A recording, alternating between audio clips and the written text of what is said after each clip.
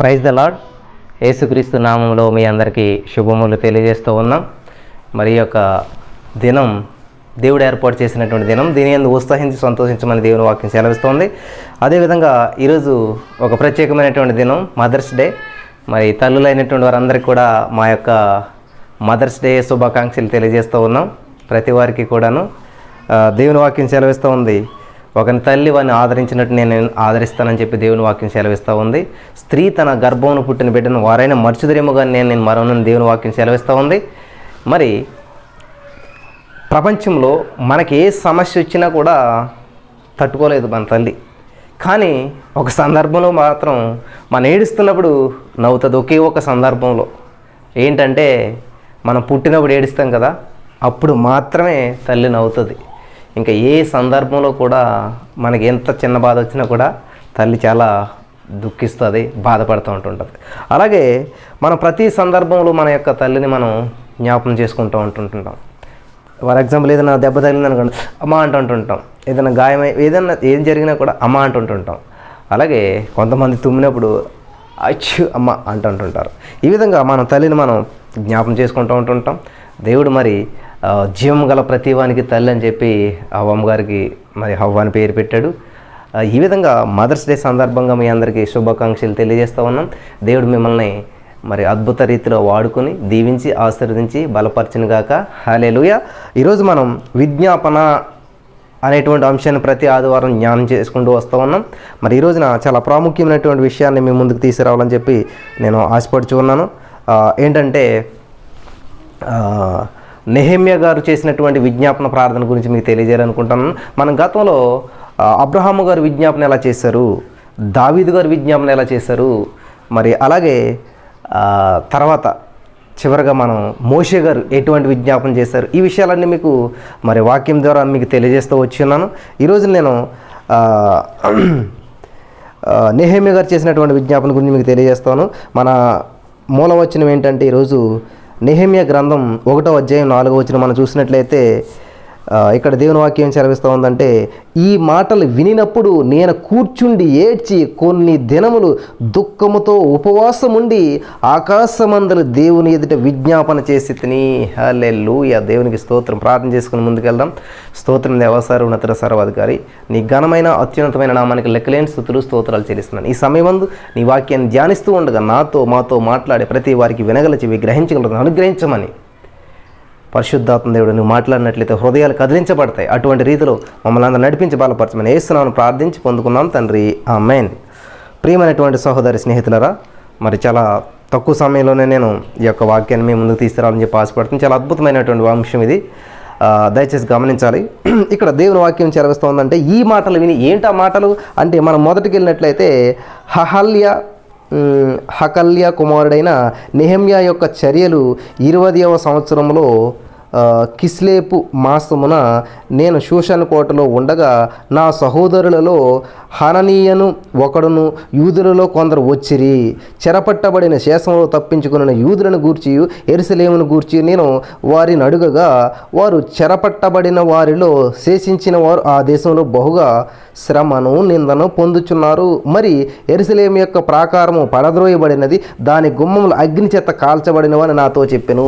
ప్రియులారా, నెహెమ్యా అనేటువంటి ఆయన చాలా భక్తిపరుడు, మరి నిష్ట కలిగినటువంటి వాడు, ఒక పంక్చువాలిటీ పర్సన్ అనమాట. ఒక సిస్టమ్ అనమాట. టైం అంటే టైం. జీసస్ ఆల్మైటీ గాడ్లో మార్నింగ్ 4:30కి ఎలాగైతే కార్యక్రమం ప్రారంభమవుతుందో, అట్లాగే నెహెమ్యా గారు ఒక సిస్టమేటిక్ లైఫ్ని జీవించేటువంటి వ్యక్తి, ఒక పద్ధతి అయినటువంటి వ్యక్తిగా మనం చూస్తూ ఉన్నాం. అటువంటి వ్యక్తి బాగా చదువుకున్నాడు, మంచి ఉద్యోగం వచ్చిందనమాట. రాజుగారు కోటలో చక్కటి ఉద్యోగం వచ్చింది. ఆ ఉద్యోగం చేసుకుంటూ హ్యాపీగా ఉన్నాడు. మంచి జీవితం, మంచి జీతం, అంతా హ్యాపీ.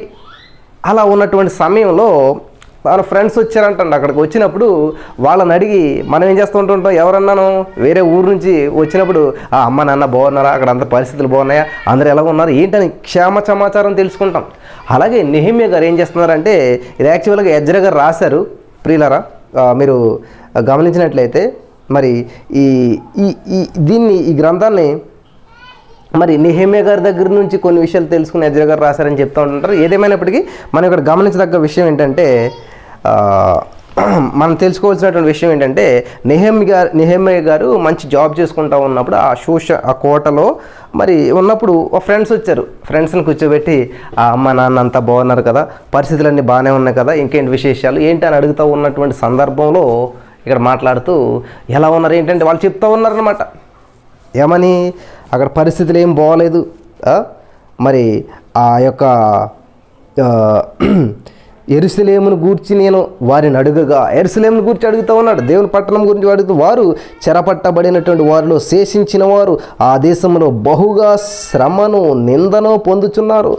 మరియు యెరూషలేము యొక్క ప్రాకారం పడద్రోయబడిన దాని గుమ్మములు అగ్ని చేత కాల్చబడినవి అని నాతో చెప్పాను. ఈ రోజున మన ప్రపంచంలో భయంకరమైన సమస్యలు ఉన్నాయి. కరోనా వైరస్ వల్ల చాలామంది ఆహారం లేక చనిపోతూ ఉన్నారు. చాలామంది మరి దిక్కుతోచినటువంటి స్థితిలో ఉన్న నిరాశ్రులు అయిపోయారు. తిండి లేనటువంటి పరిస్థితిలో ఉన్నారు. పని లేనటువంటి పరిస్థితి, ఎన్నో ఇబ్బందులు పడుతున్నటువంటి ఈ సిచ్యువేషన్లో మనం అవి పట్టించుకునేటువంటి సమయం లేదు, వాటి గురించి ప్రార్థించేటువంటి సమయం లేదు. కానీ వేరే వేరే విషయాల్లో మనం సమయాన్ని గడుపుతూ ఉన్నాం. ఈ రోజున దేవునికి ప్రార్థన చేద్దాం, దేవుని మొక్కుదామని. కానీ ఈ విషయం ఎప్పుడైతే తెలిసిందో ఎవరికి? నెహెమ్యా గారికి. ఆయన అంటా ఉన్నాడు అనమాట. ఆయన చూడండి, ఆ విషయం తెలిసిందే, ప్రాకారం పాడైపోయింది, అగ్ని చేత కాల్చబడ్డాయి గుమ్మాలు, అక్కడంతా శ్రమలు అనుభవిస్తున్నారా. అయ్యో నేను ఎంతో హ్యాపీగా ఉన్నాను ఇక్కడే, నా జీవితం బాగుంది, నా జీతం బాగుందని అనుకోవట్లేదు ఆయన. ఆ విషయం తెలిసిన వెంటనే ఓహో మరి అంతా అట్లా ఉంటుందిలే, చదువుకోనట్టు పరిస్థితి అలాగ ఉంటుంది. అప్పుడు చెప్తే విన్నారా, చదువుకుంటారా బాబు అంటే చదువుకోలేదు. అప్పుడు చెప్తే ఉన్నారా, కష్టపడి పని చేయండి బాబు అంటే వినలేదు. కాబట్టి అప్పుడు కష్టపడలేదు, పని చేయలేదు, కాబట్టి అప్పుడు చదువుకోలేదు, కాబట్టి ఇటువంటి పరిస్థితులు వచ్చినాయి అని చెప్పి మనమైతే అంటుంటాం. కానీ నెహెమ్యా గారు ఏమంటున్నారు చూడండి, ఈ మాటలు వినినప్పుడు నేను కూర్చుండి ఏడ్చి కొన్ని దినములు దుఃఖముతో ఉపవాసం ఉండి ఆకాశమందల దేవుని ఎదుట విజ్ఞాపన చేసి తిని. హల్లెలూయా, దేవునికి స్తోత్రం. విజ్ఞాపన. ప్రియులరా, ఎప్పుడైనా సమస్య తెలితే మనం ఏం చేస్తామంటే ఆ సమస్య గురించి మనం దేవుని దగ్గర ముందు ప్రార్థన చేయాలి. ఎంక్వైరీ కాదు మనం చేయటం. అంటే అసలు ఎందుకు అలా జరిగిందంట ఏంటంట అని అనట్లేదు. ఎవరు? నెహెమ్యా గారు. వెంటనే సమస్య తెలిసింది, ప్రార్థన చేస్తున్నాడు దేవుడికి. సమస్య వాళ్ళ దగ్గర తెలుసుకున్నాడు, సమస్య ఏంటో తెలిసింది, వెంటనే దేవా అని విజ్ఞాపన చేస్తున్నాడు. ఈరోజున ప్రపంచం అంతా సమస్యలే, ప్రతి మనిషిలో సమస్యలే, ప్రతి ఇంట్లో సమస్యలే, ప్రతి చుట్టుపక్కల సమస్యలే. మనకు తెలుసు విశాఖపట్నంలో గ్యాస్ లీక్ అయిందని చెప్పి అక్కడ ఉన్నటువంటి వాళ్ళందరికీ ఎంత ఇబ్బంది అయింది. చెట్లు, మొక్కలు, జంతువులు, కుక్కలు అన్నీ కూడా అంత దారుణమైన పరిస్థితుల్లో ఉన్నాయంటే చాలా బాధాకరమైనటువంటి విషయం. మనకి ఇటువంటి విషయాలన్నీ తెలిసినా కానీ చూస్తా అయ్యో అంటాం, మన పని మనం చూసుకుంటూ ఉంటుంటాం. కానీ నెహెమ్యా గారు అట్లా చేయలేదండి. ఓ సూపర్ జీవితం, మంచి లైఫ్ ఉంది, నాకు కోటలో ఉన్నాను, సూపర్గా ఉన్నాను, నాకేంటి మంచి హ్యాపీయెస్ట్ లైఫ్, మంచి జీవితం, మంచి జీవితం, నాకేమి అనుకోవట్లేదైనా. ఈ విషయాలన్నీ ఎప్పుడైతే తెలిసినాయో ఒక భారం వచ్చింది, ఒక బాధ్యత వచ్చింది. దేవునికి స్తోత్రం కలిగిన గాక. హల్లెలూయా.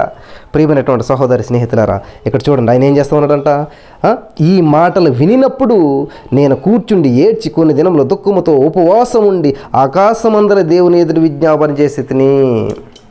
ఎవరి దగ్గర విజ్ఞాపన చేశాడంటండి?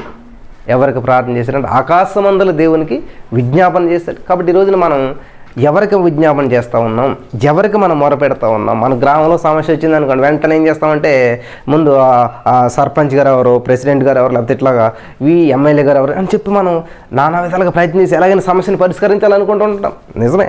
కాబట్టి మనకి ఈరోజు సమస్య వచ్చిందంటే అది ఏ సమస్య అయినా, ఎటువంటి సమస్య అయినా మొట్టమొదట ఏం చేయాలంటే, సమస్య వస్తే మనం ఇటు చూడకూడదు అంటే ముందు మోకాళ్ళు నేలను చూడాలి, ముఖం దేవుని చూడాలి. హల్లెలూయా.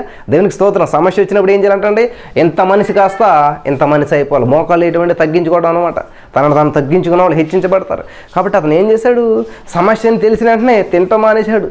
సమస్యని తెలిసిన వెంటనే తనను తాను తగ్గించుకుంటూ ఉన్నాడు. సమస్యని తెలిసిన వెంటనే మోకరిస్తూ ఉన్నాడు.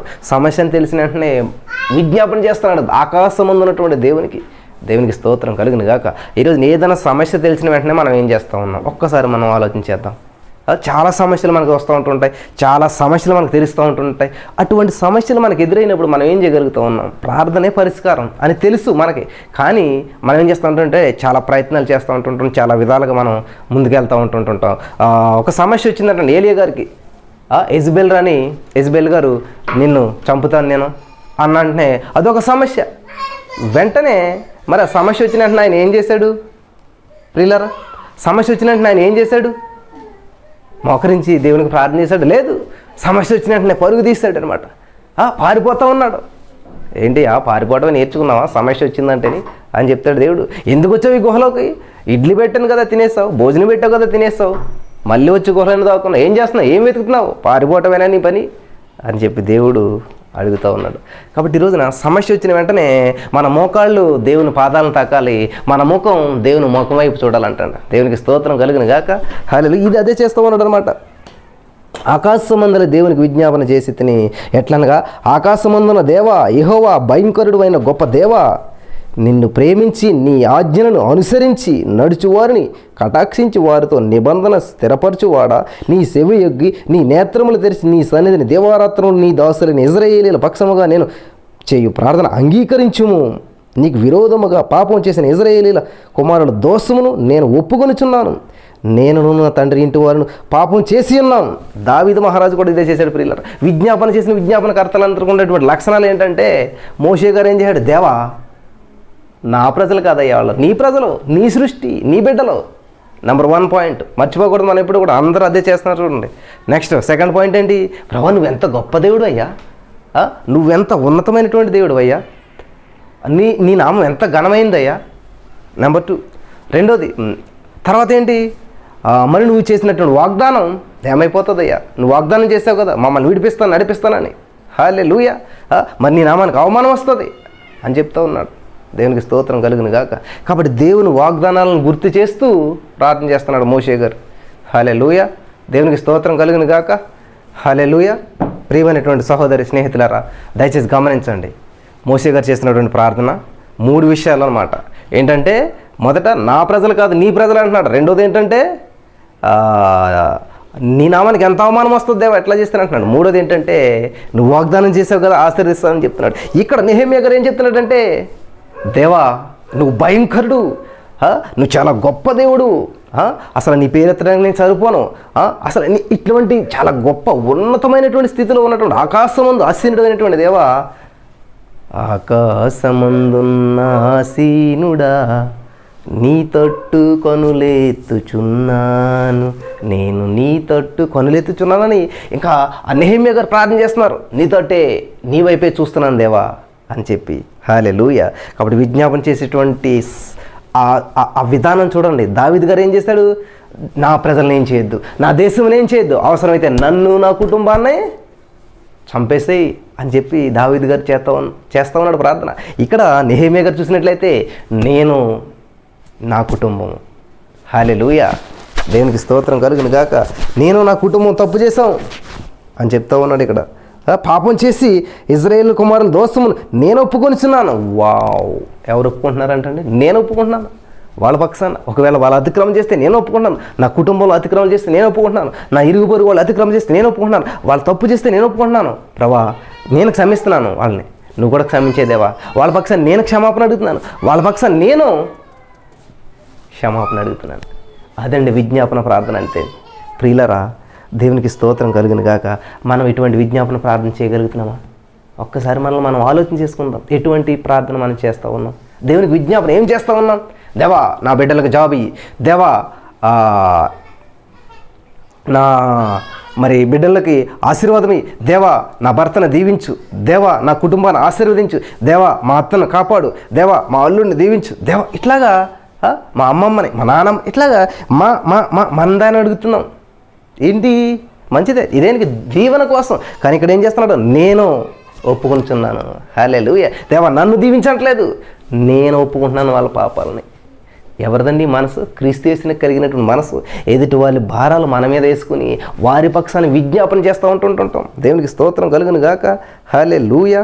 హల్లెలూయా. నా ప్రియమైనటువంటి సహోదరి స్నేహితులారా, దేవుడు ఎంత గొప్ప దేవుడు అంటే చాలా అద్భుతమైనటువంటి వాడు అనమాట. మన జీవితంలో ఎన్నో మేళ్ళు ఆశీర్వాదాలు చేస్తూ మనల్ని నడిపిస్తూ ఉన్నాడు. దేవునికే మహిమ కలుగును గాక. మరి ఈయన చాలా అద్భుతమైనటువంటి ప్రార్థన చేస్తున్నాడు. చాలా ఆశ్చర్యం వేసింది నాకు ఇది చదువుతూ ఉన్నప్పుడు. హల్లెలూయా. దేవునికి స్తోత్రం కలుగును గాక. హల్లెలూయా. ప్రియులారా, ఇంకా ముందుకెళ్ళినట్లయితే గొప్ప దేవా విజ్ఞాపన చేసింది ఎట్లనగా, ఆకాశమందున్న దేవా యెహోవా భయంకరుడైనటువంటి గొప్ప దేవా. ప్రియులారా, అసలు నెహెమ్యా అనేటువంటి పేరుకి అర్థం ఏంటంటే యెహోవా ఓదారుస్తాడు. హల్లెలూయా. ఏంటంటే యెహోవా ఓదార్స్తాడు అనేటువంటి అర్థం అంట, నెహెమ్యా అనేటువంటి పేరుకి అర్థం.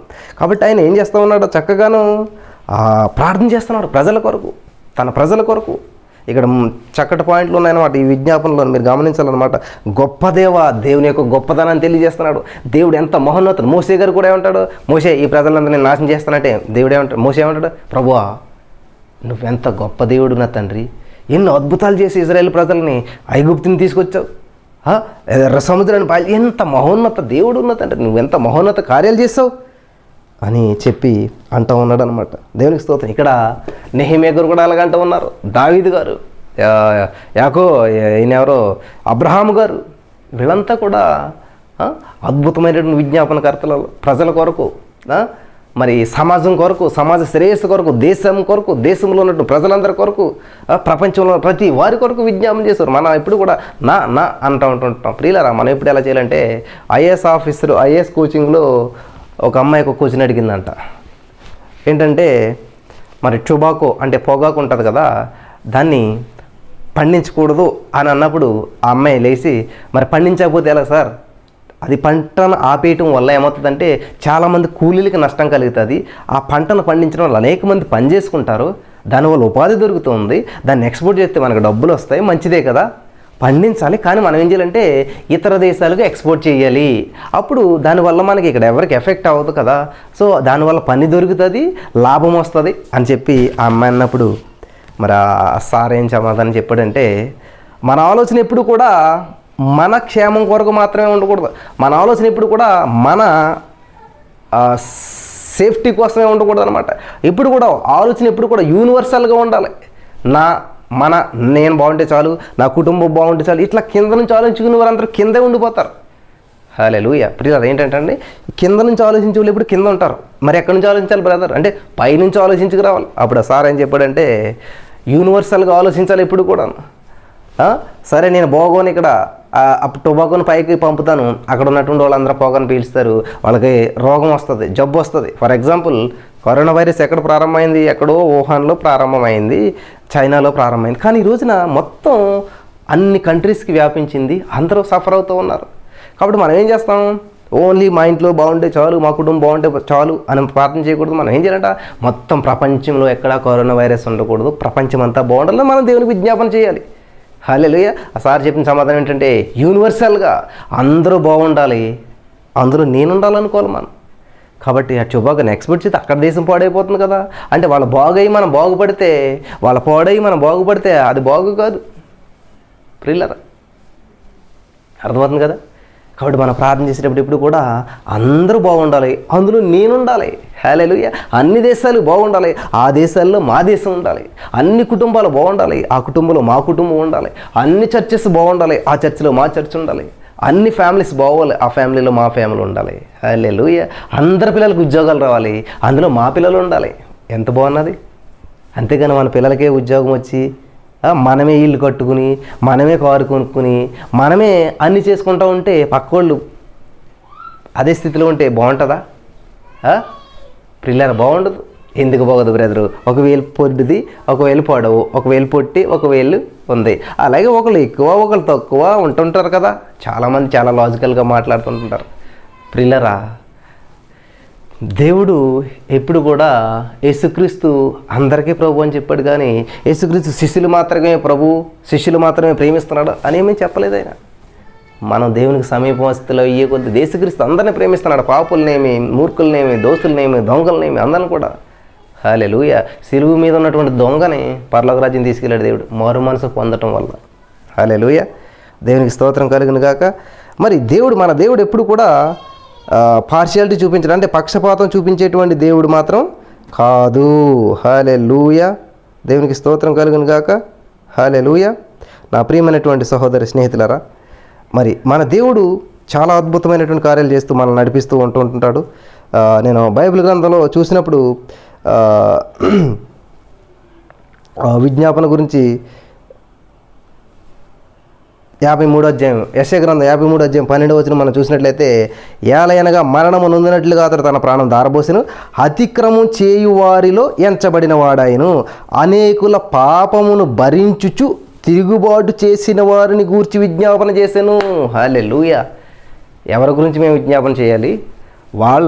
వాళ్ళ మూర్ఖపు పనులు చేసేటువంటి ప్రజలు వాళ్ళు అది తింటారో ఇది తింటారో దానివల్ల ఇటువంటి జబ్బు వచ్చింది, ఇటువంటి మరి వ్యాధి వచ్చింది, కాబట్టి వాళ్ళ గురించి మేము విజ్ఞాపన చేయటువంటి వాళ్ళు ఎంత మూర్ఖులంటే, వాళ్ళు ఎంత పాపిష్టి జనం అంటే అని చెప్పి చాలామంది అంటుంటారు. దేవుడు చెప్తున్నటువంటి మాట ఏంటంటే, అనేకులు పాపమును భరించుచు తిరుగుబాటు చేసిన వారిని గురించి విజ్ఞాపనం చేశాను. తిరుగుబాటు చేసినటువంటి వారిని గురించి విజ్ఞాపన చేసినట్టు. హల్లెలూయా. మంచి వాళ్ళ గురించి కాదు, తిరుగుబాటు చేసినటువంటి వారు, పాపము చేసినటువంటి వారు, దూషించిన వారి కొరకు, ద్వేషించిన వారి కొరకు. హల్లెలూయా. ఇక్కడ చూడండి, ఈయన ఏం చేస్తున్నాడంటే ఎవరి భారం వేసుకుంటా ఉంటున్నాడంట నెహెమ్యా గారు. హల్లెలూయా. దేవునికి స్తోత్రం. కటాక్షించి నిన్ను ప్రేమించి నీ ఆజ్ఞలను అనుసరించి నడుచువారిని కటాక్షించు వారితో నిబంధనను సిద్ధపరచువాడా, నీ సెవియొగ్గి నీ నేత్రములు తెరిచి నీ సన్నిధిని దివారాత్రము నీ దాసులని ఇజ్రాయేలీల పక్షముగా నేను చేయు ప్రార్థన అంగీకరించుము. నీకు విరోధముగా పాపం చేసిన ఇజ్రాయేలీల కుమారుల దోషమును నేను ఒప్పుకొనుచున్నాను. నేనను నా తండ్రి ఇంటి వారిని పాపము చేసి ఉన్నాము. హల్లెలూయా. నీ ఎదుట బహు అసహ్యముగా ప్రవర్తించితిమి. నీ సేవకుడైన మోసే చేత నీవు నిర్ణయించినటువంటి ఆజ్ఞలనైనను కట్టడలైనను విధులనైనను మేము గైకొనకపోతిమి. నీ సేవకుడైన మోసేతో నువ్వు సెలవిచ్చిన మాటను జ్ఞాపకం తెచ్చుకును. అదేమనగా మీరు అపరాధము చేసిన ఎడల జనులలోనికి మిమ్మల్ని చెదరగొట్టెదను. అయితే మీరు నా వైపు తిరిగి నా ఆజ్ఞలను అనుసరించి నడిచిన ఎడల భూ దిగంతముల వరకు మీరు తోలి వేయబడినను అక్కడ నుండి సహా మిమ్మల్ని గూర్చి నా నామము ఉంచుటకు నేను ఏర్పరచుకున్న స్థలమునకు మిమ్మను రప్పించేదను అని నువ్వు సెలవిచ్చేది కదా. వావ్, ఎంత తెలుగుగా ప్రార్థన చేస్తున్నాడు చూసారా. మోషే గారు ఏం ప్రార్థన చేశాడు? ప్రభా, నువ్వేం చెప్పావు? ఇసుక రేణుల వాళ్ళు చేస్తానన్నావు కదా, ఆశీర్వదిస్తానన్నావు కదా, మీకు స్వాచ్ఛంగా ఇస్తానని చెప్పావు కదా ఈ దేశం అంతా, మరి చంపేస్తానంటావేంటి? వావ్, దేవునికి స్తోత్రం కలిగిన గాక. హల్లెలూయా. ప్రియులారా, దేవుని ఉద్దేశం ప్రజలను చంపేయాలని కాదు, మోసే హార్ట్ ఎట్లా ఉందో తెలుసుకోవడానికి. హల్లెలూయా. దేవుడు ఇక్కడ నెహెమ్యా ఎట్లా ఉన్నాడో, నెహెమ్యా యొక్క హార్ట్ ఎట్లా ఉందో తెలుసుకోవడానికి ఒక సిచ్యువేషన్ పంపించాడు అనమాట. ఒక ఇద్దరు వ్యక్తుల ద్వారా సమాచారాన్ని పంపించాడు. ఈ సమాచారం మనల్ని ఎలా ప్రభావితం చేస్తూ ఉంది?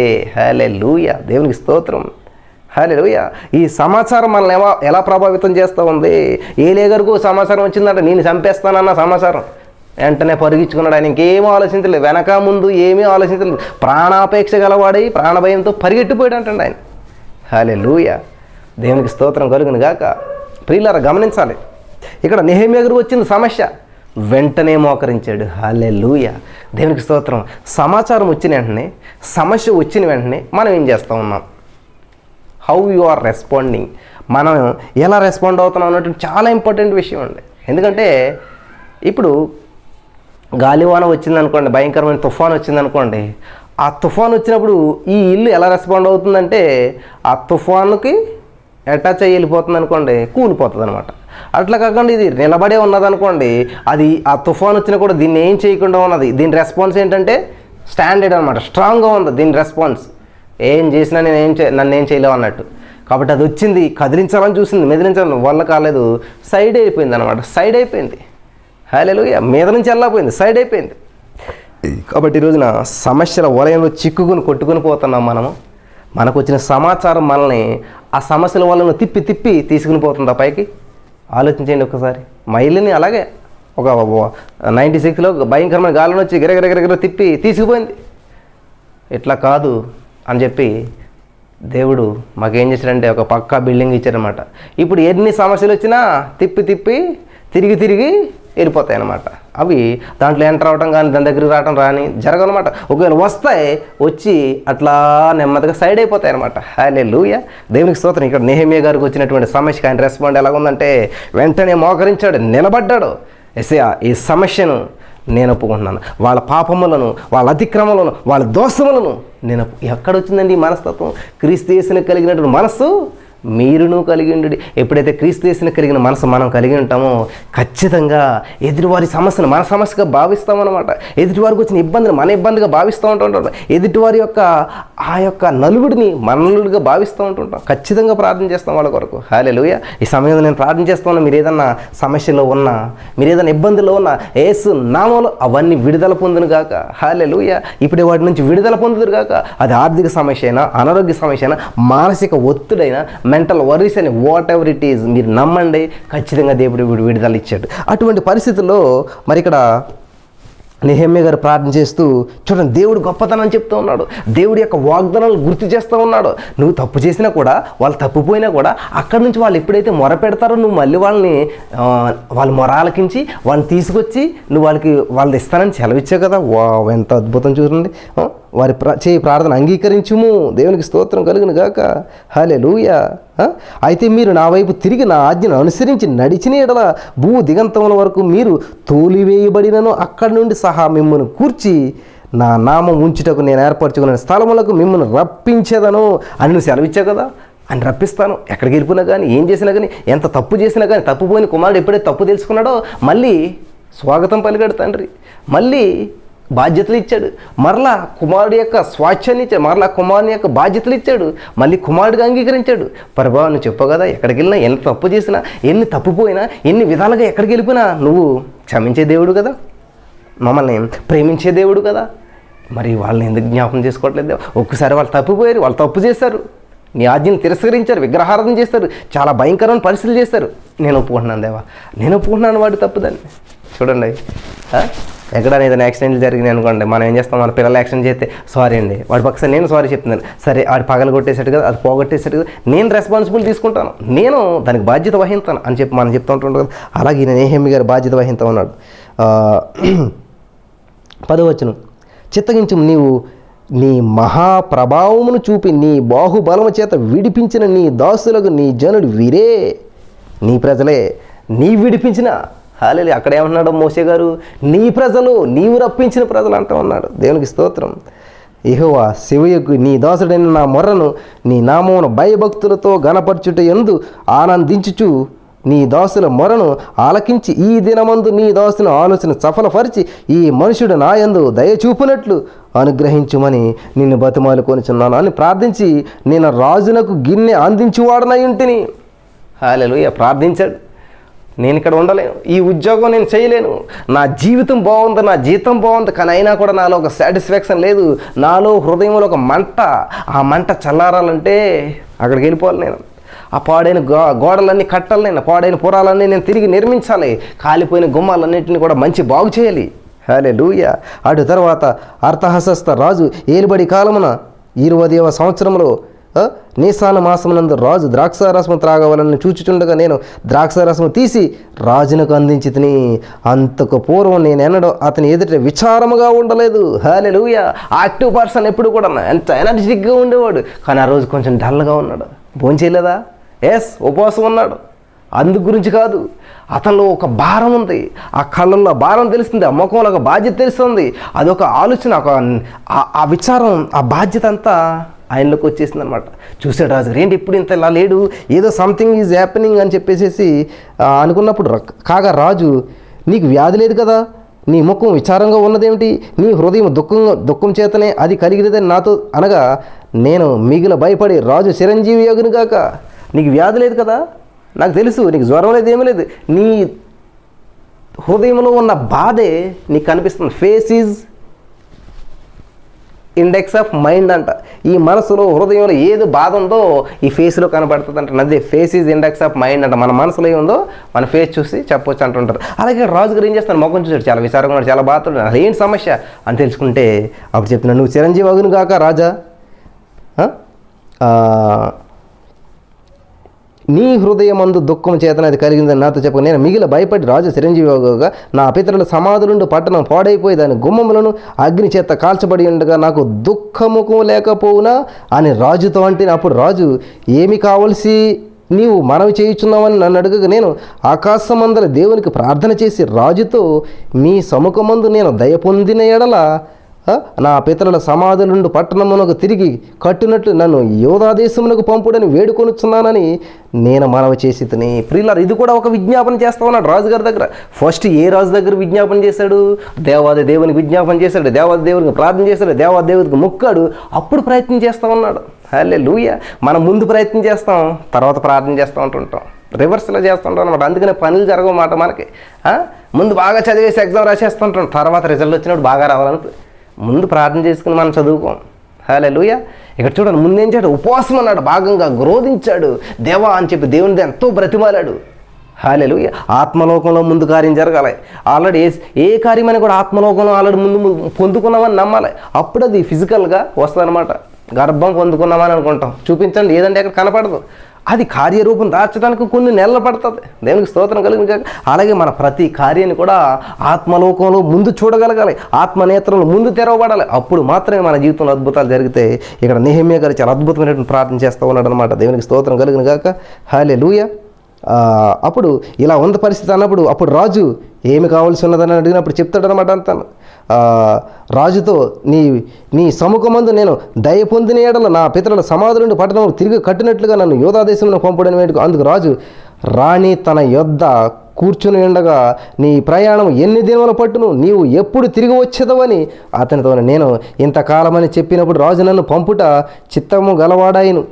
ఇదిగాక రాజుతో నేను రాజున కనుకూలమైతే రాజును కనుకూలమైతే యూదా దేశం నేను చేరు వరకు నన్ను దాటించినట్లుగా నది అవతల నన్ను అధికారులకు తాకీదులను పట్టణ ప్రాకారములకును మందిరములతో సంబంధించిన కోటల గుమ్మములకు నేను ప్రవేశించబో ఇంటికి దూలములను మ్రాణులను ఇచ్చినట్లుగా రాజుగారి అడవులను ఆసాపునకు ఒక తాకీదు ఇయ్యమని అడిగి తిని. అలాగూ నాకు తోడుగా ఉండి నాకు కృప చూపుచున్న నా దేవుని కరుణా హస్తము కొలది రాజు నా మనవి ఆలకించెను. తరువాత నేను నది అవతలను ఉన్న అధికారుల యొద్దకు వచ్చి వారికి రాజు యొక్క తాకీదుని అప్పగించింది. రాజు నాతో కూడా సేనాధిపతులను గుర్రప్రవతులను పంపించాను. వావ్, హల్లెలూయా. దేవునికి స్తోత్రం. అతడు చేయనదంతా సఫలమగునట. ఎప్పుడు దేవుని వాక్యం విన్నప్పుడు, దేవుని మాట విన్నప్పుడు ముందు దేవుని సన్నిధిలో మోకరించాలి. ఎటువంటి సమస్య వచ్చినా, ఎటువంటి న్యూస్ తెలిసినా వెంటనే టీవీ ఓపెన్ చేయటం కాదు, మన మోకాళ్ళు దేవుని పాదాల మీదకి వెళ్ళిపోవాలన్నమాట. హల్లెలూయా. దేవుని సన్నిధిలో మోకరించాలి. దేవా, ఏంటి సమస్య, ఎందుకు వచ్చింది ఈ సమస్య, ఏంటి దేవా దీనికి పరిష్కారం అని చెప్పి ప్రార్థన చేయాలి. ఫలితాన్ని ప్రవహిస్తాడనమాట. పరిస్థితులు మార్చేస్తాడు, తారుమారులు చేస్తాడు దేవుడు. శాసనాలు మార్చగలిగినటువంటి దేవుడు దేన్నైనా కూడా మార్చుతాడనమాట. కాబట్టి ముందు నెహెమ్యా గారు ఏం చేశాడంటే రాజుకు ప్రార్థన చేశాడు. ముందు మహోన్నతుడైనటువంటి దేవునికి ప్రార్థన చేశాడు. ఆయన బ్రతిమాలాడు. తర్వాత రాజుగారిని అడుగుతూ ఉన్నాడు. అంతేగాని ముందు రాజుగారిని అడిగేసి, రాజా మాకు అక్కడ పట్టణం పాడైపోయింది, ఏంటి పరిస్థితి ఎట్లా ఉంది అని చెప్పట్లేదు ఆయన. ముందు దేవుణ్ణి అడిగాడు కాబట్టి, ముందు దేవుని ఒప్పించాడు కాబట్టి, ముందు దేవునికి ప్రార్థన చేశాడు కాబట్టి, ముందు దేవుని బ్రతిమాలాడు, ముందు ఉపవాసం అన్నాడు.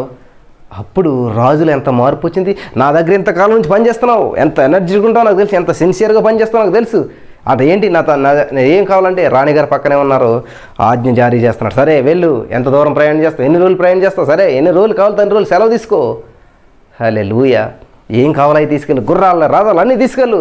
ఆ గుమ్మాలు పాడైపోయినాయి, కాలిపోయినాయా, సరే కొత్త అక్కడ అడవిలో వెళ్తా ఉన్నా కదా, ఆసాకు నేను చెప్తాను, ఇలా పట్టుకెళ్ళి చూపించు, అక్కడ కొత్త గుమ్మాలు పట్టుకెళ్ళు, ఇవన్నీ మొత్తం అని చెప్పి చెప్తా ఉన్నప్పుడు వెళ్తూ ఉన్నాడు. వెళ్ళి ఈయన ఏం చేశాడంటే, మరి ఆ నెహెమ్యా గ్రంథం 2వ అధ్యాయం 18వ వచనంలో వెళ్ళి ప్లాన్ అంతా చెప్పాడు అక్కడ ఉన్నటువంటి వాళ్ళందరికీ. నెహెమ్యా, ఇదిగాక నాకు సహాయం చేయు దేవుని కరుణాహస్తమును గూర్చి రాజు నాకు సెలవిచ్చిన మాటలన్నీ నేను వారితో చెప్పేది. అందుకు వారు మనం కట్టుటకు పూనుకొందుము రండని చెప్పి ఈ మంచి కార్యం చేయుటకై బలము తెచ్చుకుని.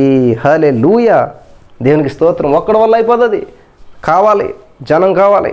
అక్కడ వాళ్ళతో సంప్రదించి చేస్తూ ఉన్నప్పుడు ఫస్ట్ ఏం చేస్తున్నాడంటండి, నాకు సహాయము చేయు దేవుని కరుణాహస్తమును గూర్చియు రాజు నాకు సెలవిచ్చిన మాటలన్నీ నేను వారితో చెప్పి తిని.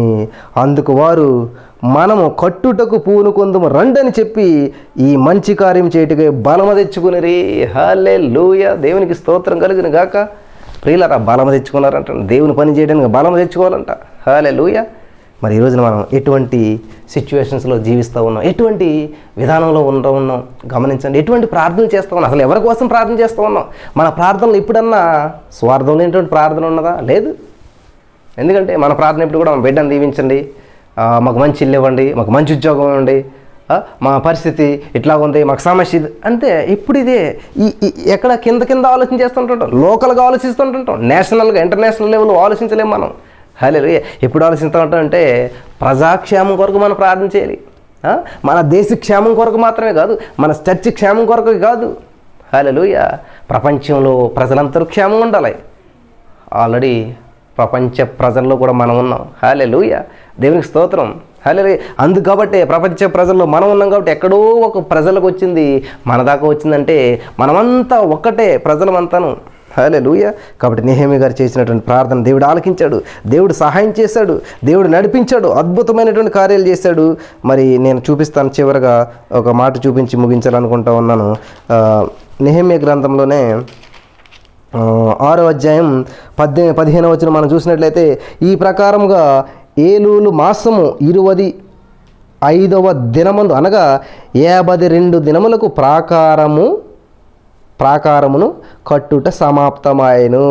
హల్లెలూయా. ఎలాగైతే అనుకున్నాడు సాధించాడు. ఎవరి వల్ల అయిందండి ఇదంతాను?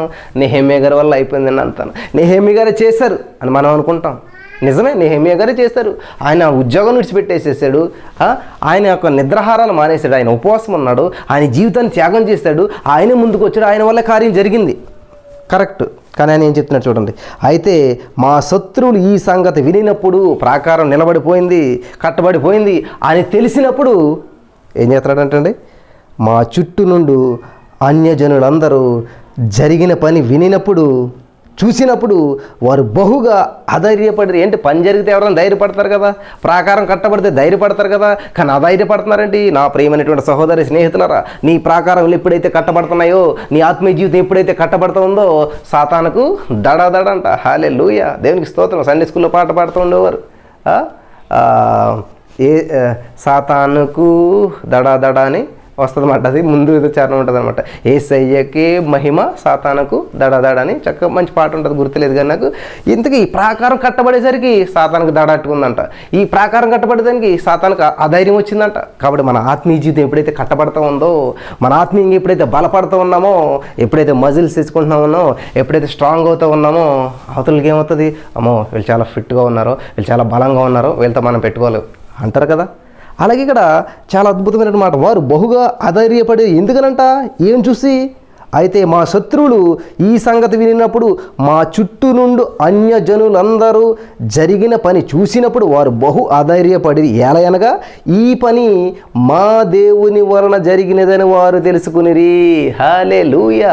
మన జీవితం కట్టేది దేవుడు, మన పరిస్థితులు మార్చేది దేవుడు, మనకు విడుదలనిచ్చేటువంటి దేవుడు, మన విజ్ఞాపన ఆలకించి మనల్ని విడిపించేటువంటి వాడు దేవుడు అనమాట. హల్లెలూయా, దేవునికి స్తోత్రం కలిగిన గాక. నా ప్రియమైనటువంటి సహోదరి స్నేహితులారా, కేవలం దేవుడు మాత్రమే మనల్ని విడిపిస్తాడు, మనల్ని నడిపిస్తాడు, మనల్ని బలపరుస్తాడు. హల్లెలూయా. నెహెమ్యా గారు చేసినటువంటి ప్రార్థన దేవుడు ఆలకించాడు. దేవునికి స్తోత్రం. ఎటువంటి వారి కొరకు ప్రార్థన చేస్తున్నాడు తెలుసు ఆయన. ఇక్కడ చూడండి, మన యెషయా గ్రంథంలో మర్చిపోకూడదు ఈ మాట ఎప్పటికీ కూడా. 53:12 మొత్తం చదువుతాను చూడండి. కావున గొప్పవారితో నేను అతనికి పాలు పంచిపెట్టేదను, గనులతో నేను అతను కలిసి అతడు కొల్ల సొమ్ము విభాగించుకుని ఏలైనగా మరణము నొందునట్లు అతడు తన ప్రాణము దారబోసెను. హల్లెలూయా, దేవునికి స్తోత్రం కలుగును గాక. హల్లెలూయా. అతడు తన ప్రాణము దారబోసెను, అతిక్రమం చేయువారిలో ఎంచబడిన వాడైను. దేవునికి స్తోత్రం. అనేకుల పాపములను భరించుచు తిరుగుబాటు చేసిన వారిని గురించి విజ్ఞాపన చేశాను. తిరుగుబాటు చేసిన వారి గురించి విజ్ఞాపన చేశాను. ఇక్కడ ఎలాగే నెహెమ్యా గారు వాళ్ళు మంచివాళ్ళ, దేవునికి వ్యతిరేకం చేసినటువంటి వారు, దేవుని సన్నిధిని మరి వాళ్ళు ఎంతో బాధ పెట్టారు దేవుని. అయినా కానీ ఏం చేస్తూ ఉన్నాడు, ఈరోజు మన కుటుంబస్తులు మనం గాయపరిచారా, మన ఇరుగు పొరుగు వాళ్ళు మనం ఇబ్బంది పెట్టారా, మనల్ని అవమానపరిచారా? అయితే మనం విజ్ఞాపన చేద్దాం. ఖచ్చితంగా దేవుడు ఆ పాడైపోయినటువంటి పురములన్నిటి కడతాడు. దేవుడు పాడైపోయిన ప్రాకారములన్నింటిని దేవుడు నిర్మించడానికి సహాయం దేవుడు మనకు చేస్తూ ఉంటాడు అనమాట. దేవునికి స్తోత్రం కలిగిన గాక. హల్లెలూయా. ఇది ఎలా నిర్మించబడింది, ఈ శిథిలమైనటువంటి దాన్ని ఎలా కట్టగలిగారు అంటే నెహెమ్యా గారు కట్టారంటలేదు. ఇక్కడ చాలా అద్భుతమైన మాట ఏంటంటే, మా దేవుని వలన జరిగినదని వారు తెలుసుకునిరి. నెహెమ్యా వలన జరిగిందని చెప్పట్లేదండి, మా దేవుని వలన. కాబట్టి ఏదైనా అద్భుతం జరిగిందంటే, ఎవరన్నా దేవునిలోనికి వచ్చారంటే, ఎవరైనా మారు మనసు పొందారంటే, నేను ప్రార్థన చేస్తే జరిగింది అనకూడదు ఎప్పుడు కూడా. దేవుని వలన జరిగినది. దేవునికి స్తోత్రం కలిగిన కాక దేవునికే మహిమ రావాలన్నమాట. హల్లెలూయా. దేవుడు మనకు అవకాశం ఇచ్చాడు, అది హల్లెలూయా. అది మనం అవకాశంగా భావించాలి. మనం అందులో గ్రేట్నెస్ ఏం లేదు. ఒకసారి మా ఇంట్లో కార్యక్రమం జరిగినప్పుడు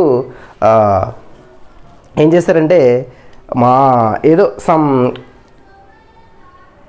సలోమిది అనుకుంటా, బర్త్డేకి సంథింగ్, ఇప్పుడు ఏదో కార్యక్రమం జరిగినప్పుడు ఆ కార్యక్రమాన్ని ఒకరికి చెప్పాను అనమాట. వాళ్ళు మొత్తం గ్రోసరీస్ దగ్గరికి వెళ్ళి, అన్ని షాపులకి వెళ్ళి ఆ వస్తువులన్నీ తేవడం చేశారనమాట. తెచ్చి వాళ్ళు ఏమన్నారండి, మేము రేపు టైంకి మీకు మనీ అప్ చెప్పేస్తామండి అని చెప్పారనమాట. చెప్తే వాళ్ళు నిజంగా మరి ఏ టైంకి అన్నారో ఆ టైంకి పట్టుకెళ్ళి ఇచ్చేసారనమాట. వాళ్ళు ఏం చేశారు, షాప్ వాళ్ళు వా వెరీ గుడ్ అన్న టైంకి ఇచ్చేసారని చెప్పి అప్రిషియేట్ చేశారు. ఇంతకీ జరిగింది ఏంటంటే, వీళ్ళు ఏమైనా తెచ్చారా డబ్బులు, వీళ్ళు ఏమైనా సంపాదించారు లేదు. కానీ వీళ్ళు ఏం చేస్తారంటే నా దగ్గర తీసుకున్నటువంటి మనీ నేను చెప్పినటువంటి పనిని సక్రమంగా చేశారు. అక్కడ ఎవరి దగ్గర అయితే తెచ్చారో వాళ్ళకి సమయానికి ఇచ్చేసరికి వీళ్ళ మీద నమ్మకం పెరిగింది. హల్లెలూయా. నేను కనిపించట్లేదు అక్కడ, నేనేమి ఇన్వాల్వ్ అవ్వలేదు. కానీ దానివల్ల పేరు ఎవరికి వచ్చింది, డబ్బులన్నీ నావే. కానీ వాళ్ళ యొక్క నమ్మకత్వం అక్కడ నిరూపించబడింది. ఆ నమ్మకత్వం ద్వారా వీళ్ళకి పేరు వచ్చింది. అర్థమవుతుంది కదా ప్రియులారా. అలాగే మనం ఏంటంటే మధ్యలో పనివాళ్ళం, దేవుని పనిచేసేటువంటి పరిచారకులు మన దగ్గర ఏమీ లేదు. దేవుడు ఇచ్చినటువంటి దాన్ని పట్టుకెళ్ళి నమ్మకంగా అవతల వాళ్ళకి ఇచ్చినప్పుడు, ఆ నమ్మకాన్ని నిలబెట్టుకున్నప్పుడు ఆ ఘనత, ఆ యొక్క ఆ పేరు మనకు వచ్చేలాగా దేవుడు చూస్తూ ఉన్నాడు అనమాట. దేవునికి స్తోత్రం. ఈరోజు నా ప్రార్థన చేస్తామంటే అద్భుతం జరిగింది, ఈయన ప్రార్థన చేస్తే జరిగింది లేదు.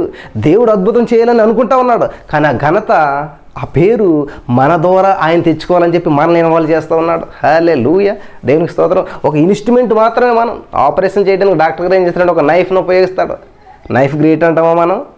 లేదు. ఆ నైఫ్ ఏమాత్రం తేడా ఉన్నా కూడా సెప్టిక్ అవుతుంది. కాబట్టి డాక్టర్ గారే గ్రేటు, కానీ ఆయన చేతిలో ఉన్న నైఫ్ లాంటి వాళ్ళు మనం. ఆ నైఫ్ మాత్రమే లోపలికి వెళ్తూ ఉంటుంటుంది.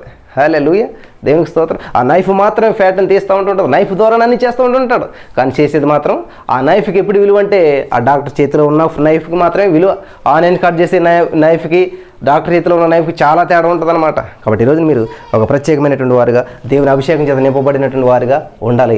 నెహెమ్యాకి ఇచ్చినటువంటి భారం ఈరోజు మనకందరికి ఇవ్వాలని చెప్పి నేను ప్రార్థన చేస్తూ ఉన్నాను. మరి మోషే గారు చేసినటువంటి విజ్ఞాపన ప్రార్థన ఎలాగ ఉందంటే, దేవా నువ్వెంత గొప్పవాడు యేసయ్యా, నువ్వు మహోన్నతుడు కదయ్యా అని ప్రార్థన చేస్తున్నాడు. దేవుడు గొప్పతనాన్ని గుర్తు చేస్తున్నాడు. అలాగే ప్రభు నీ నామానికి అవమానం వస్తుంది కదా, వాళ్ళు ఏమనుకుంటారు, ఆ ఐగుప్తీలు అందరూ ఏమనుకుంటారు, నీ నామానికి అవమానం వస్తుంది కదా అని. తర్వాత ఏమని చెప్పినాడు, నువ్వు వాగ్దానం చేసావు, ఆశీర్వదించానన్నావు, మాకందరూ వాగ్దత్త భూమి ఇస్తానన్నావు. మరి నువ్వు వాగ్దానం చేసావు కదా, వాగ్దానం చేసిన వాడు నమ్మదగిన వాడు కదా. దేవునికి స్తోత్రం. దావీదు ప్రార్థన చేస్తున్నాడు, అవసరమైతే నన్ను నా ఫ్యామిలీని చంపేసే కానీ ఈ ప్రజలను ఏమి చేయకు. హల్లెలూయా. దేవునికి స్తోత్రం కలుగును గాక. అబ్రహాం కూడా ప్రార్థన చేస్తున్నాడు. ఎవరి గురించి అండి? పాపం, ఆ హోమోసెక్స్ అనేటువంటిది అక్కడే స్టార్ట్ అయిందంట, సొదొమ గొమొర్రా ప్రాంతాల్లో. అటువంటి భయంకరమైన పాపంతో నిండిపోయినటువంటి ఆ ప్రజల కొరకు విజ్ఞాపన చేస్తున్నాడు అంటుండే అబ్రహాము గారు. దేవునికి స్తోత్రం కలుగును గాక. ఈ రోజున మళ్ళా నెహెమ్యా గారు చేసినటువంటి ప్రార్థన ఎటువంటి చూసారా? ఎవరి కోసం ప్రార్థన చేస్తున్నాడు? మోషే గారు కూడా, ఎద్దు మోషే నాకు నచ్చలేదు, ఈ ప్రజలు వీళ్ళ పద్ధతి నచ్చలేదు, చాలా భయంకరమైన స్థితిలో ఉన్నారు, విగ్రహారం చేస్తున్నారే, అబ్బా నాకు చాలా అనవసరమే అంటుంటే వాళ్ళ కొరకు విజ్ఞాపన చేస్తున్నాడు మోషే గారు. ఈ రోజున నెహెమ్యా గారు కూడా విజ్ఞాపన చేస్తున్నాడు. ఇటువంటి వాళ్ళ కోసం, గొప్పవాళ్ళ కోసమా, మంచి వాళ్ళ కోసమా? లేదు. దేవుని మాట వినని వారి కోసం, దేవునికి వ్యతిరేకంగా జీవించేటువంటి వారి కోసం, దేవుని బాధ పెట్టేటువంటి వారి కోసం, దేవుని మరి హృదయాన్ని నలగొట్టేటువంటి వారి కోసం విజ్ఞాపన చేస్తున్నాడు. కాబట్టి ఈరోజు మనం ఎవరి కోసం విజ్ఞాపన చేయాలి? హల్లెలూయా. దేవుని బాధ పెడుతున్నటువంటి వారికి, దేవునికి వ్యతిరేకంగా జీవిస్తున్నటువంటి వారికి, దేవునికి అనుకూలంగా లేనటువంటి వారి కొరకు మనం విజ్ఞాపన చేయాలి. అటువంటి ఆత్మాభిషేకం ఇక్కడ ఉన్న వారందరికీ ఇవ్వాలని చెప్పి నేను ప్రభువుని బ్రతిమాల్చుకున్నాను. ఈ యొక్క అద్భుతమైనటువంటి అంశం ద్వారా మీరు ఏం నేర్చుకున్నారంటే, విజ్ఞాపన చేయటం. ఎటువంటి విజ్ఞాపన చేయాలి, ఎవరి కొరకు విజ్ఞాపన చేయాలి, ఎలా విజ్ఞాపన చేయాలి అనేటువంటి విషయాలు ఇక్కడ మనం తెలుసుకుంటూ వచ్చాను అనమాట. కాబట్టి విజ్ఞాపన చేసేటప్పుడు ఎప్పుడు కూడా వీళ్ళ నా అని ప్రార్థన చేయకూడదు. మనం ఎప్పుడు కూడా నా దేశము, నా కుటుంబము, నా ప్రజలని కాదు ప్రభా, నీ ప్రజలు కదా ప్రభా, నీవు సృష్టించినటువంటి సృష్టి అని అందరినీ మనం దేవునికి సమర్పించేసేయాలి. మనల్ని మనం దేవునికి సమర్పించుకోవాలి. దేవుని బిడ్డలం అందరం కూడాను. నెంబర్ 2 ఏంటంటే, దేవుని యొక్క గొప్పతనాన్ని మనం గుర్తు చేస్తూ ఉంటాం అన్నమాట. నువ్వు ఎంత గొప్ప దేవుడు వేసా, నువ్వెంత ఆశ్చర్యకరం, నువ్వు మహాభయంకరుడు అంటావు నెహెమ్యా గారు. నువ్వంత ఉన్నతమైనటువంటి దేవుడు కదా దేవా. హల్లెలూయా. నీ నామం ఎంత గొప్పది, మరి నీ నామానికి అవమానం వస్తుంది. అట్లాగే మనం ఏం చేయాలంటే దేవుని నామాన్ని ఎత్తుపట్టి ప్రార్థన చేయాలన్నమాట. చివరిగా మనం ఏంటంటే దేవుడు చేసిన వాగ్దానాలు ఉంటాయన్నమాట. మనల్ని ఎప్పుడు నిన్ను దీవిస్తాను, నేను ఆశీర్వదింతా, నేను ఉన్నత జన్మగా చేస్తానని చెప్పాడు దేవుడు. అలాగే ఇక్కడ చెప్తే ఉన్నాడు, ఒకవేళ తప్పిపోయిన వాళ్ళు ఉన్నా కానీ వాళ్ళు మరి మారు మనసు పొందితే నువ్వు క్షమితానో కదా దేవా అని చెప్పి నెహెమ్యా గారు చేస్తున్నారు. కాబట్టి ఈ రోజు నుంచి మనం చేసేటువంటి విజ్ఞాపన ప్రార్థనలో ఈ విషయాలు మీరు గుర్తుపెట్టుకుని మరి ప్రార్థన చేయాలని చెప్పి ప్రభు పేరిట మీ అందరికీ మనం చేస్తూ ఉన్నాం. యేసుక్రీస్తు ప్రభు ఎప్పుడు నిరంతరం విజ్ఞాపనకర్తగా మనకి ఉంటా ఉన్నాడు, మనం ప్రార్థన చేస్తూ ఉన్నాడు. మరి మనం కూడా విజ్ఞాపనకర్తలుగా ఉందాం, విజ్ఞాపన చేసేటువంటి వారిగా ఉందాం. ఈ యొక్క వాక్యం ద్వారా దేవుడిని మనం బలపరచడానికి నమ్ముచున్నాను. విజ్ఞాపన చేసేటప్పుడు ఎప్పుడు కూడా మంచి వాళ్ళ కోసం అని కాదండి, ప్రతి వారి కోసం మనం విజ్ఞాపన చేయాలి. మన ఇరుగు పొరుగు వారి కోసం, ప్రతి వారి కోసం విజ్ఞాపన చేద్దాం, ప్రార్థన చేద్దాం. యేసయ్యా నీకు వందనాలు నా ప్రభా, నాతో మాతో మాట్లాడ, విన్న వాక్యం వ్యర్థం కాకుండా ప్రతి హృదయంలో నాటబడి ఫలించి అభివృద్ధి చెందడానికి సహాయం చేయమని మన ప్రభు మేము విజ్ఞాపనకర్తలుగా ఉండాలి నా తండ్రి. మమ్మల్ని దూషించిన వారి కొరకు, ద్వేషించిన వారి కొరకు, త్రాగుబోతుల కొరకు, వ్యభిచారుల కొరకు, దొంగల కొరకు నా ప్రభా, మరి క్రూరుల కొరకు, మూర్ఖులకు, ప్రతి వారి కొరకు మేము విజ్ఞాపన చేయాలి. అటువంటి వారిని కూడా నా ప్రభు నీ సన్నిధికి మేము నడిపించాలి నా తండ్రి. అటువంటి వారు చేసినటువంటి పాపాలు మా మీద వేసుకుని మేము ఒప్పుకోవాలి నా తండ్రి. అటువంటి వారి దోషములు మా దోషములకు మేము నీ సన్నిధిలో ఒప్పుకుని వాటిని అన్నింటికి అడిగేసినటువంటి మనస్తత్వం మాకు దయచేయమని కృప చూపించమని. ఇక్కడ ఎంతమంది అయితే విజ్ఞాపన చేస్తున్నారు వారందరూ ప్రార్థన ఆలకించిన వారందరూ విజ్ఞాపనకర్తలుగా మార్చమని, యేసు నామములో నీ అభిషేకం విడుదల దయచేసమని చేసినందుకు వందనం చెల్లిస్తూ నమ్మి పొందుకునే నమ్మ పరమ తండ్రి, ఆమేన్. ప్రియులారా, మరి ఈ యొక్క వర్తమానాన్ని మరల వినండి. అబ్రహాము వలె, దావీదు వలె, మోషే వలె, నెహెమ్యా వలె అద్భుతమైనటువంటి విజ్ఞాపనకర్తలుగా మీరు అందరూ మారాలని, దేవుడు అటువంటి కృప అందరికీ దయచేయాలని నేను దేవుని కోరుతూ ఉన్నాను. మరి ప్రతిరోజు ప్రభు సంధి కార్యక్రమాలను చూడండి. 8:30 PM మేము లైవ్లో వస్తూ ఉంటుంటాం. అలాగే ఆదికాండం అంతా కూడా అద్భుతంగా వివరించాం. అలాగే మరి నిర్గమకాండం స్టార్ట్ అయింది. మరి చాలా అద్భుతమైన కార్యాలు జరుగుతూ ఉన్నాయి. ప్రతి బుధవారం స్త్రీల కూడిక, ఇవన్నట్లు పాలు పంచుకోండి. మీరు అందరూ ఆత్మీయంగా బలపడతారు. దేవుడు మిమ్మల్ని అందరినీ బహుగా దీవించి ఆశీర్వదించి బలపరచును గాక. ఆమేన్. హల్లెలూయా.